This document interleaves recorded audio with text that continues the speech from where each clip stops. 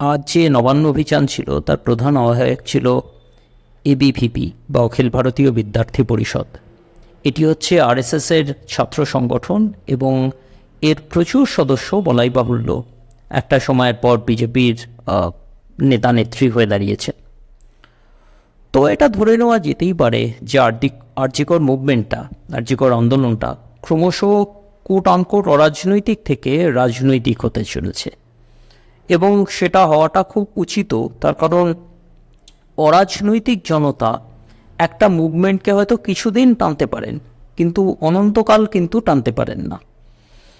আর সংসদীয় গণতন্ত্রের স্ট্রাকচারে যে স্ট্রাকচারটা কী বলবো, আমাদের দেশটা যে পদ্ধতিতে চলে, সেই সংসদীয় গণতন্ত্রের স্ট্রাকচারে অরাজনৈতিক লোকেদের জাস্ট দুটো অধিকার আছে সেটাকে রান করার ক্ষেত্রে। একটি হচ্ছে রাস্তায় নেমে প্রতিবাদ করা, আরেকটি হচ্ছে ইলেকশনের সময় এই নিজের ভোটটিকে কাস্ট করা। তো এটা ধরে নেওয়া যেতেই পারে যে যেহেতু এটা একটা এত বড় ইস্যু হয়ে দাঁড়ালো এবং এত লোকে প্রতিবাদ ইত্যাদি করলেন, তাই আরজিকরের ঘটনা ইন পার্টিকুলার এবং সেক্স ক্রাইম ও সামগ্রিকভাবে মেয়েদের নিরাপত্তার বিষয়টা আগামী নির্বাচনে একটা ইস্যু হয়ে দাঁড়াবে।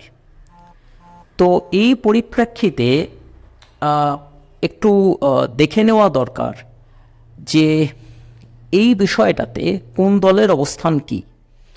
প্রসঙ্গত বলে রাখি, আমার তথ্যের সূত্র হচ্ছে এই বছরই 21শে আগস্ট ডেকান হেরাল্ড এবং ইকোনমিক টাইমসে প্রকাশিত দুটি আর্টিকেল, এগুলির লিঙ্ক আমি কমেন্টে দিয়ে দেব। যাই হোক, মূল প্রসঙ্গে আসা যাক। এই মুহূর্তে আমাদের নির্বাচিত এমপি এবং এমএলএদের মধ্যে 151 জনের বিরুদ্ধে ক্রাইমস এগেনস্ট উইমেনের মামলা চলছে এবং এর মধ্যে আবার 16 জনের বিরুদ্ধে মামলা চলছে একেবারে সেই বলাৎকারের, অর্থাৎ রেপের।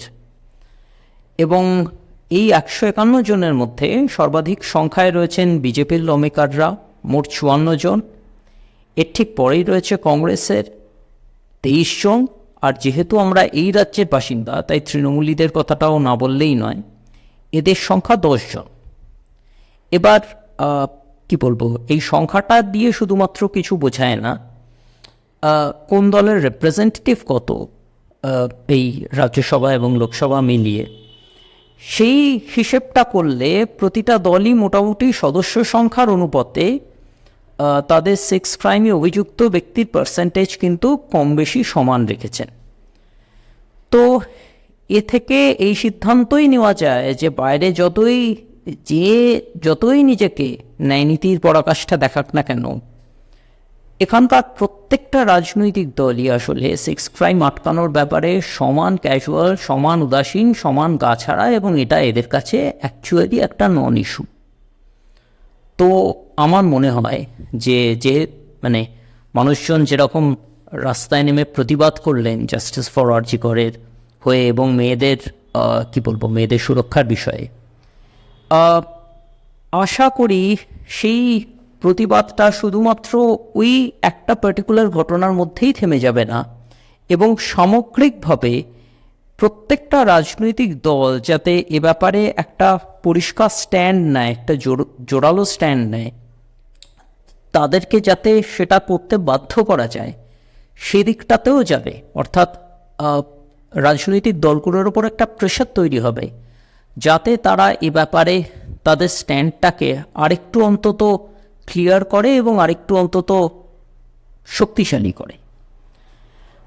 এটা শেষ করছি এই অডিও রেকর্ডটা একটা পরিসংখ্যান দিয়ে, এবং সেই পরিসংখ্যানটি বলাই বাহুল্য আমাদের রাজ্যবাসী হিসেবে বুক ফুলে ওঠার মতো গর্বের কথা। সেটা হলো এই 151 জন অভিযুক্তের মধ্যে মোট 25 জন হচ্ছেন পশ্চিমবঙ্গ থেকে, অর্থাৎ আমাদের রাজ্য থেকে নির্বাচিত। অর্থাৎ এই জাতীয় এমপি এবং এমএলএ সাপ্লাই করার ক্ষেত্রে আমাদের রাজ্য ফার্স্ট। কে বলে এই রাজ্য সব দিক থেকে পিছিয়ে?